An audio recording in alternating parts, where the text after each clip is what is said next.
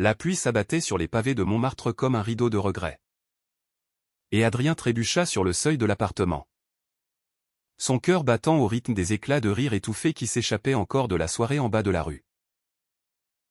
Bastien. Son colocataire. Le rattrapa d'une main ferme sur l'épaule. Mais ce geste, si anodin en apparence, portait en lui une charge électrique qui fit frissonner Adrien jusqu'aux os. Dans l'ombre du couloir étroit, leurs regards se croisèrent pour la première fois sans masque.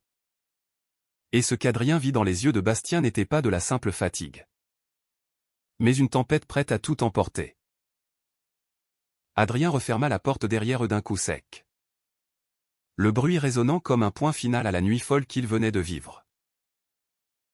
L'air de l'appartement était imprégné de l'odeur de la pluie parisienne, mêlée à celle du vin rouge bon marché et des cigarettes volées sur les terrasses enfumées du quartier. Montmartre. Ce village perché sur la colline, avec ses escaliers tortueux et ses artistes de rue qui peignaient des portraits à la va-vite, avait été le théâtre d'une fête improvisée chez un ami commun. Une de ces soirées où les vers s'enchaînent et où les langues se délient un peu trop. Adrien. 26 ans. Professeur adjoint d'histoire de l'art à la Sorbonne. S'était juré de ne pas boire autant. Mais les toasts à l'amour perdu et aux rêves brisés avaient eu raison de ses bonnes résolutions. Bastien. Son colocataire depuis 2 ans. Un graphiste freelance aux doigts tachés d'encre et au sourire qui illuminait les jours gris. Avait été là.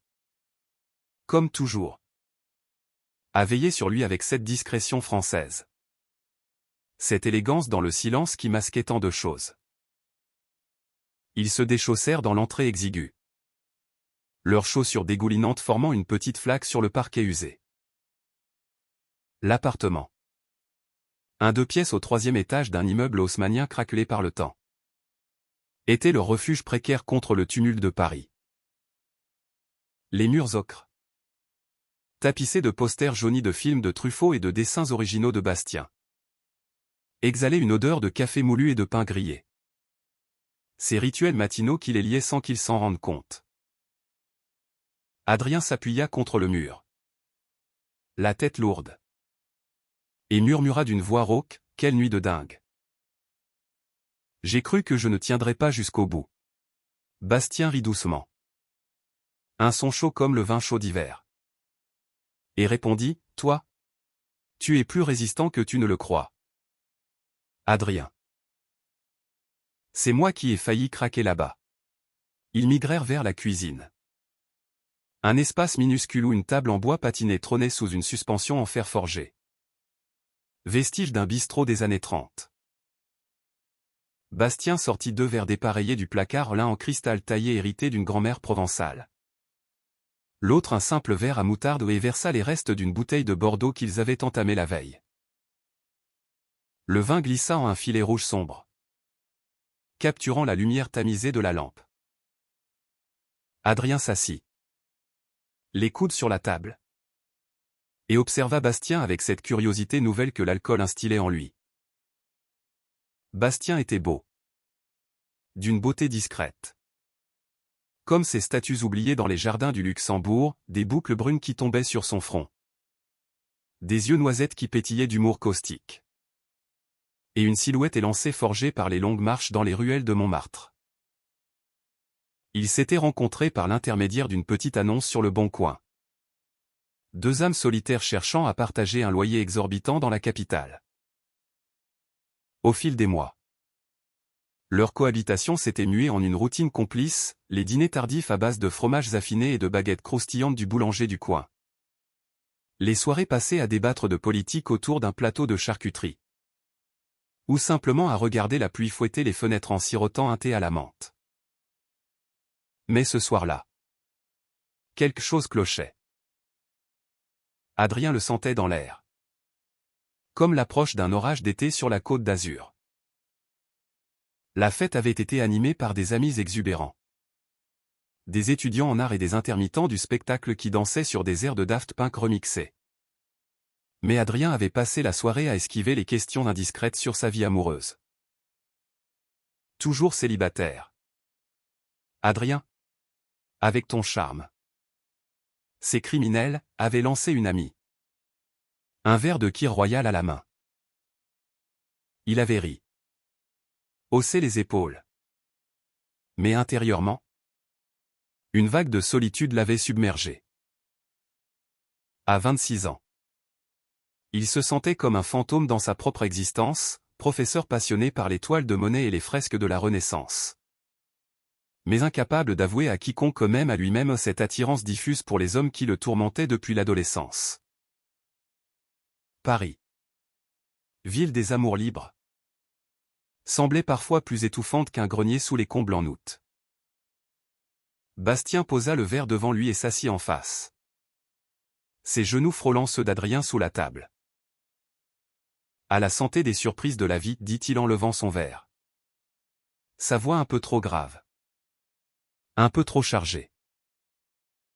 Ils trinquèrent. Le tintement cristallin brisant le silence. Adrien but une gorgée. Le vin âpre et fruité lui brûlant la gorge. Et posa une question banale pour meubler l'instant, et toi? Bastien. Cette soirée t'a plu? J'ai vu que tu parlais beaucoup avec ce type. Le photographe de Lyon. Bastien haussa les épaules. Un geste si typiquement français. Mi-philosophique, mi-fataliste. Oh. Rien de sérieux. Juste des discussions sur l'art urbain. Mais toi. Tu avais l'air ailleurs. Quelque chose te ronge? Adrien hésita. Les mots coincés comme des bouchons de liège dans une bouteille trop pleine. Il pensa à son enfance à Aix-en-Provence. Ces étés sous les platanes ombragés où il courait pieds nus sur les places ensoleillées. Mange des calissons sucrés et rêvant de garçons aux sourires espiègles. Ses parents. Un couple de professeurs retraités. Avaient toujours été aimants mais conventionnels. Imprégné de cette bourgeoisie provençale où les mariages se décidaient autour de tables garnies de bouillabaisse et de rosé frais. Avouer son secret aurait été comme briser une porcelaine de Limoges, irrémédiable. Rien de grave, mentit-il enfin. Juste la fatigue. Et cette pluie qui ne s'arrête jamais. Bastien le fixa longuement. Ses yeux scrutant les traits d'Adrien comme s'il lisait un croquis inachevé. Puis, sans un mot, il se leva et disparut dans sa chambre. Laissant Adrien seul avec son verre à moitié vide. Les minutes s'étirèrent. Rythmées par le tic-tac d'une horloge comtoise héritée d'un vide-grenier à Chalon-sur-Saône. Adrien se resservit. Le vin aidant à noyer les doutes qui affluaient. Bientôt. Bastien revint. Une petite boîte en velours usé à la main. Il la posa sur la table avec une délicatesse qui contrastait avec son habituelle nonchalance. Ouvre-la, dit-il simplement. Sa voix un murmure dans la pénombre. Adrien obéit. Ses doigts tremblants soulevant le couvercle. À l'intérieur reposait un médaillon ancien. En or ciselé. Orné d'un portrait miniature peint à la main, un jeune homme aux traits fins. Les yeux levés vers un ciel étoilé. Dans un style rappelant les miniatures de la cour de Versailles. C'est magnifique, balbutia Adrien. Touché par le geste inattendu. Bastien s'assit plus près. Son épaule effleurant celle d'Adrien. C'était à mon grand-père. Il l'avait fait faire pour mon grand-oncle. Pendant la guerre. Ils étaient proches. Plus que des frères. Tu comprends? La révélation plana dans l'air. Lourde de sous-entendus. Adrien sentit son pouce accélérer. Bastien poursuivit. Sa voix gagnant en intensité, j'ai toujours su que j'étais comme eux. Et toi? Adrien? Depuis quand portes-tu ce poids seul? Le monde sembla s'arrêter. La pluie dehors s'intensifia. martelant les vitres comme un applaudissement distant. Adrien posa le médaillon. Ses mains moites. Et murmura, Je ne sais pas. Peut-être depuis toujours. Bastien se pencha alors. Son souffle chaud contre la joue d'Adrien. Et posa ses lèvres sur les siennes dans un baiser doux. Hésitant. Comme une question muette. Ce fut inattendu. Ce contact si pur. Si chargé d'années de silence partagé. Adrien ne recula pas, au contraire. Il répondit. Ses doigts s'emmêlant dans les boucles de Bastien. Tandis que le vin et la nuit les enveloppaient dans une bulle fragile. Tout changea en cet instant, les murs de l'appartement ne furent plus une prison. Mais un sanctuaire, Montmartre. Avec ses moulins à vent figés et ses vignes oubliées. Devint le témoin d'une renaissance. Pourtant. Au fond de lui. Adrien savait que ce baiser n'était que le début d'une tempête. Les jours suivants s'écoulèrent dans une douceur nouvelle. Imprégnés de ces petits rituels qui tissaient leur intimité. Le matin. Ils prenaient leur petit déjeuner sur le balcon minuscule. Face à la vue imprenable sur le Sacré-Cœur dont la coupole blanche luisait sous le soleil pâle de novembre. Bastien tartinait de beurre demi-sel et de confiture de figues des tranches de pain aux noix. Tandis qu'Adrien sirotait un café noir. Fort comme on l'aime à Paris. En lisant Le Monde plié en 4. Leur conversation glissait des actualités ou les manifestations pour les droits LGBTQ+, place de la République aux souvenirs personnels. Bastien évoquait ses étés à Saint-Rémy-de-Provence. Où il cueillait des olives noires sous le Mistral. Et Adrien confiait ses escapades d'enfance à Lyon-sur-Mer. Ces plages de galets où l'odeur du sel se mêlait à celle des crêpes au caramel beurre salé. Le soir, après les cours d'Adrien et les deadlines de Bastien, ils cuisinaient ensemble, un coq au vin mijoté pendant des heures. Les arômes de lardons et de champignons emplissant l'air. Ou une salade niçoise revisitée avec des tomates du marché d'Aligre. Fraîche et juteuse. Assis sur le canapé usé. Une couverture en laine tissée à laine sur les genoux. Ils regardaient des films d'Alain Resnais. Analysant les silences des personnages avec cette passion intellectuelle qui les unissait. Bastien dessinait parfois. Son crayon grattant le papier tandis qu'Adrien lisait à voix haute des extraits de Proust. Sa voix caressant les mots comme une caresse. Leur corps se frôlait de plus en plus. Ses touches anodines, une main sur la nuque. Un pied nu contre une cheville menant à des nuits où l'appartement résonnait de murmures et de rires étouffés. Mais sous cette idylle naissante, des ombres planaient. Adrien luttait encore avec son secret, comment l'avouer à sa famille. Ces Provençaux fiers qui organisaient des repas dominicaux à Aix. Autour de tables chargées d'aïoli et de daubes. Où les toasts portaient sur la tradition et la lignée. Un appel de sa mère. Un soir, le ramena brutalement à la réalité. Quand rentres-tu pour Noël? Mon chéri? Et cette colocataire? Elle est charmante? Adrien avait ri nerveusement, raccrochant avec un poids sur la poitrine. Bastien, sentant son trouble, l'avait enlacé par derrière. Ses lèvres effleurant son oreille, un jour à la fois. Adrien. Nous sommes à Paris, ici. L'amour n'a pas de mode d'emploi. Pourtant, le conflit couvait. Lors d'une exposition au Louvre, où Adrien guidait un groupe d'étudiants à travers les salles des impressionnistes, il croisa un ancien amant. Un homme nommé Thibaut. Professeur à l'école des Beaux-Arts. Aux traits ciselés et au regard perçant.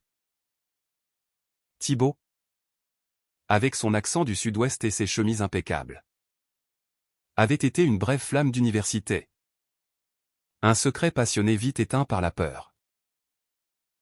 Leur conversation, anodine en surface, réveilla en Adrien un tourbillon de doute.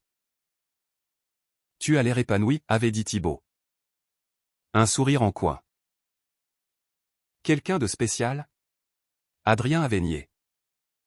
Mais le soir, rentrant plus tard que prévu, il trouva Bastien endormi sur le canapé.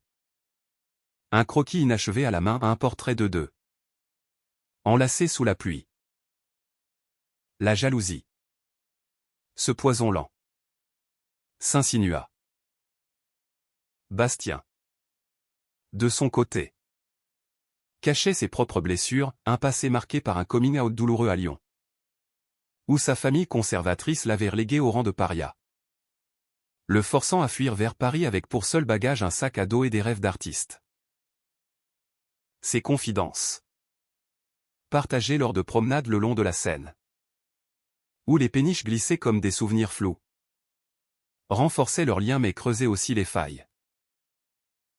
Un soir, après une dispute futile sur des factures impayées, Adrien lança « Et si tout cela n'était qu'une erreur? Une ivresse passagère ?» Bastien blêmit, ses yeux s'assombrissant comme le ciel avant l'orage. Une erreur? Après tout ce que nous avons traversé? Le baiser de réconciliation fut fiévreux, leur corps se cherchant avec une urgence désespérée sur le lit défait. Les draps froissés portant l'odeur de lavande séchée de Provence. Mais le doute persistait, tel un graffiti effacé à moitié sur un mur de Belleville. Bientôt, l'inévitable surgit, une invitation à un gala artistique à l'Opéra Garnier, où Bastien devait présenter ses travaux. Adrien, encouragé par l'euphorie de leur amour, décida d'y aller ouvertement, main dans la main. La soirée fut un tourbillon de robes de soirée et de smokings ajustés, de coupes de champagne pétillants et de conversations sur l'avant-garde. Thibaut était là. Bien sûr.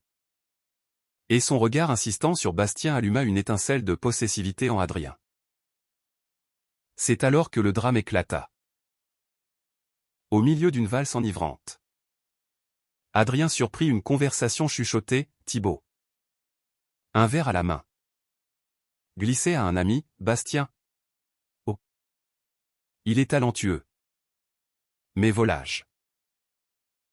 Il m'a dragué la semaine dernière. Tu sais. Le mensonge frappa Adrien comme un coup de poignard. Était-ce vrai? Bastien. Avec son passé de cœur brisé. Aurait-il trahi leur confiance naissante? Fou de rage, Adrien quitta la salle, traversant les couloirs richement décorés de l'opéra, les lustres de cristal scintillant comme des larmes gelées. Dehors, sous la pluie fine de décembre, il marcha sans but vers les Champs-Élysées, les lumières des vitrines de Noël brouillées par ses larmes. Bastien le rattrapa près de la place de la Concorde, essoufflé, son écharpe défaite flottant comme un drapeau blanc. Adrien. Attends. C'est faux. Tout ça. Thibaut ment, il est jaloux. C'est tout. Mais les mots sonnaient creux aux oreilles d'Adrien, empoisonné par la peur de l'abandon. Et si c'était vrai? Si tu étais juste. Passant le temps avec moi, hurla-t-il, sa voix se brisant contre les obélisques muets.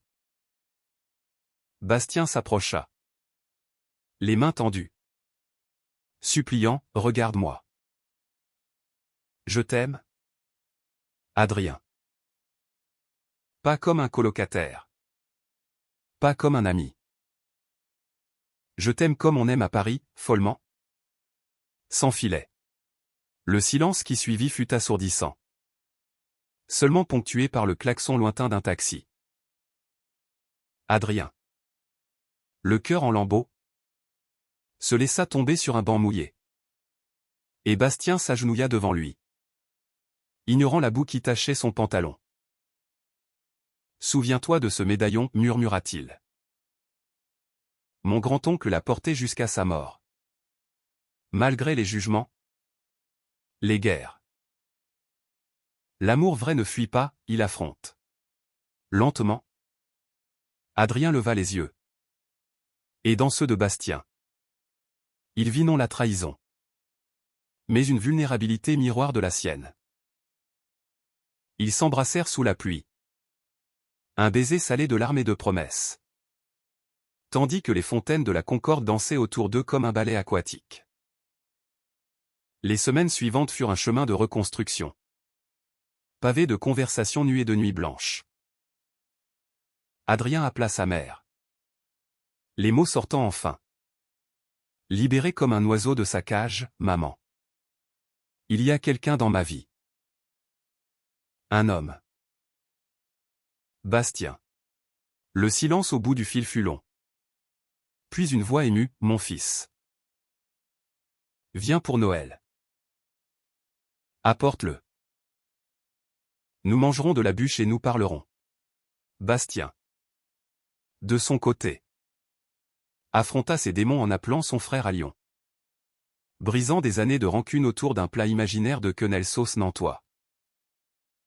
Leur amour s'approfondit. Teinté de cette humanité française, des escapades à Vézelay.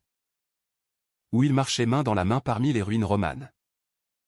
Sentant le vent du Morvan caresser leur peau, des dîners chez des amis cuire au marais. Où les rires fusaient sur fond de musique électro et de tartes aux pommes chaudes.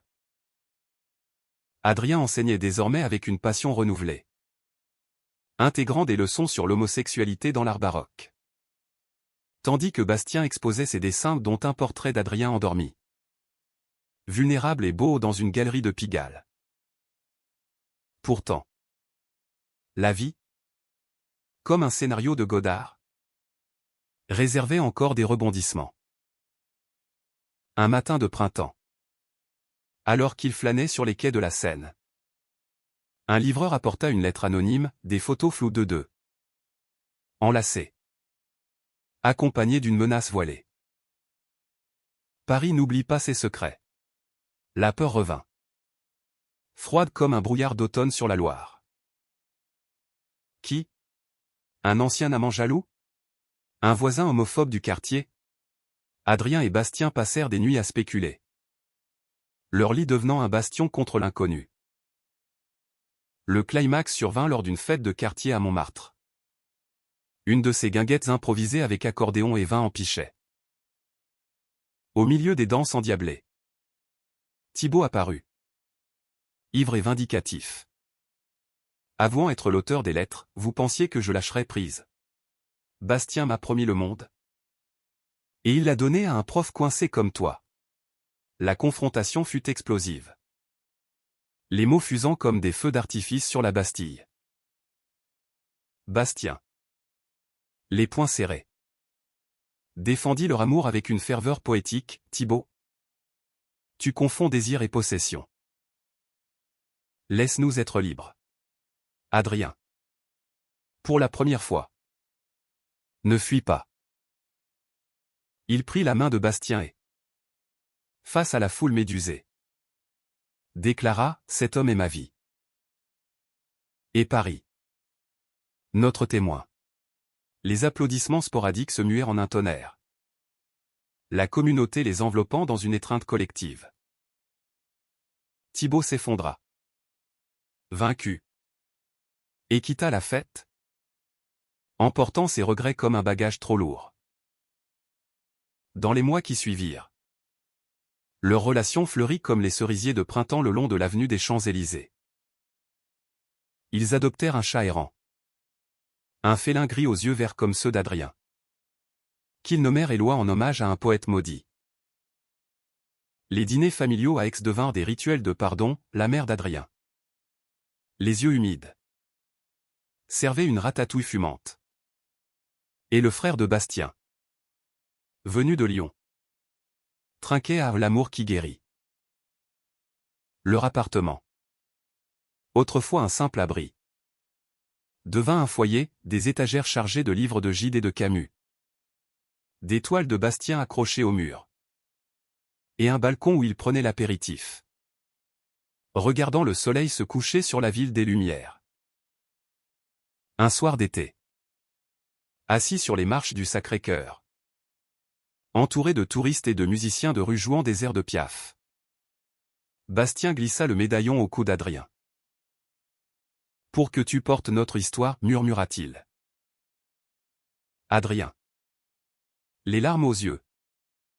Répondit, et pour que nous soyons libres. Ensemble. Leur baiser. Sous les étoiles indifférentes.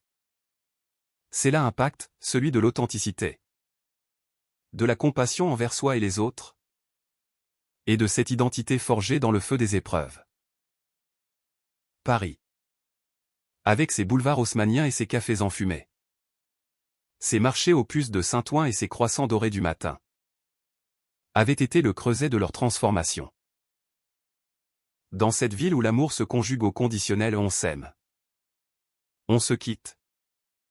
On se retrouve. Adrien et Bastien avaient appris que la vraie romance n'est pas dans les grands gestes, mais dans les silences partagés. Les mains entrelacées contre vent et marée. Et ainsi, dans la danse éternelle de la vie, ils avancèrent, deux âmes françaises unies par un fil invisible de tendresse et de vérité.